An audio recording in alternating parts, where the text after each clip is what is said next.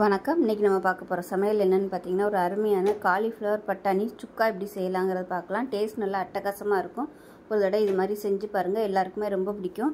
இது வந்து சப்பாத்திக்கு தொட்டு சாப்பிட்றதுக்கு அருமையாக இருக்கும். வெரைட்டி ரைஸ், தயிர் சாதம், பிரியாணி இந்த மாதிரி இது எல்லாத்துக்குமே இது தொட்டு சாப்பிட்றதுக்கு அருமையாக இருக்கும். வாங்க இந்த அருமையான காலிஃப்ளவர் பட்டாணி சுக்கா எப்படி செய்யலாங்கிறத பார்க்கலாம்.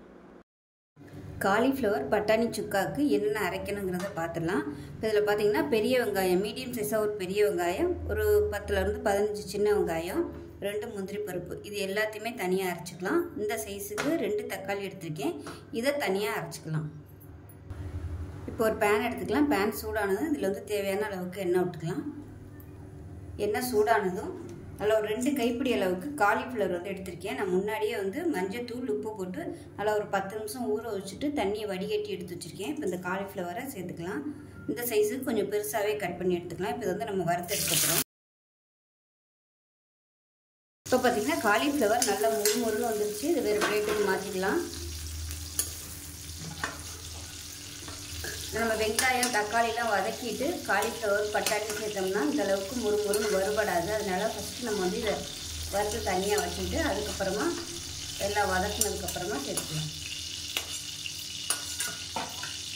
அதே மாதிரி ஒரு கைப்பிடி அளவுக்கு பட்டாணி எடுத்திருக்கேன். இப்போ இதையும் நம்ம எண்ணெயில் போட்டு நல்லா வறுத்துக்கலாம்.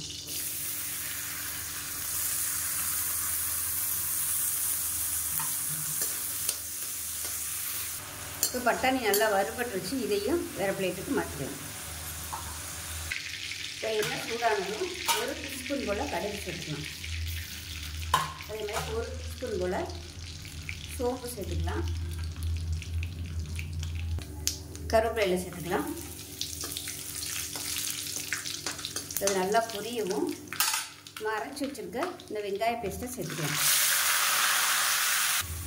இப்போ வெங்காய பேஸ்ட்டு நல்லா வதங்கிடுச்சு, கலர் மாறிடுச்சு பாருங்கள். இப்போ இதில் 1 டேபிள் ஸ்பூன் இஞ்சி பூண்டு பேஸ்ட்டு சேர்த்துக்கலாம். இப்போ இஞ்சி பூண்டு பேஸ்ட்டு நல்லா வதங்கிடுச்சு. கால் டீஸ்பூன் மஞ்சத்தூள், 1 டீஸ்பூன் தனியாத்தூள்,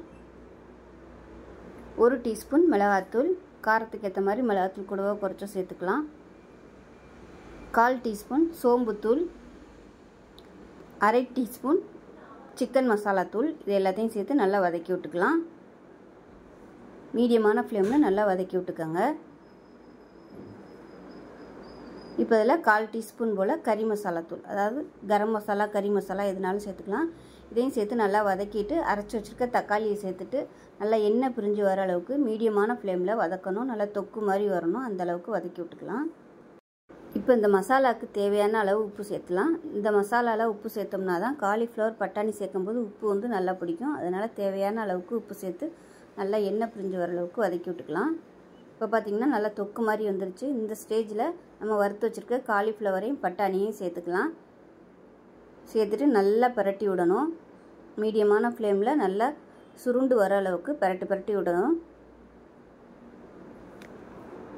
மீடியமாக வச்சுக்கிட்டு நல்லா அப்படியே அதை நல்லா ட்ரை ஆகி வரணும். ஒன்றும் சொன்னாப்புல அந்த மசாலா எல்லாமே. ஸோ அந்தளவுக்கு வறுத்து எடுத்தோம்னா அருமையாக ரெடி ஆகிடும்.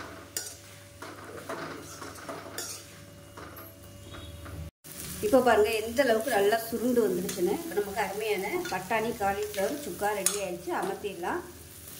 ஸோ இந்த அளவுக்கு நல்லா சுருண்டு வர அளவுக்கு எடுத்திங்கன்னா நல்ல டேஸ்ட்டாக இருக்கும். வெரைட்டி ரைஸு, தயிர் சாதம் எல்லாத்துக்குமே சூப்பராக இருக்கும். சப்பாத்தியோட வச்சு சாப்பிட்றதுக்கு கூட அருமையாக இருக்கும். ஸோ இதே மாதிரியே செஞ்சு பாருங்கள். செஞ்சு பார்த்துட்டு எப்படி வந்துச்சுங்கிறத சொல்லுங்கள். வீடியோ பிடிச்சிச்சுன்னா லைக் பண்ணுங்கள், கமெண்ட் பண்ணுங்கள், சேனலை சப்ஸ்கிரைப் பண்ணுங்கள், பக்கத்தில் உள்ள பெல் பட்டனையும் ப்ரெஸ் பண்ணுங்கள். நன்றி.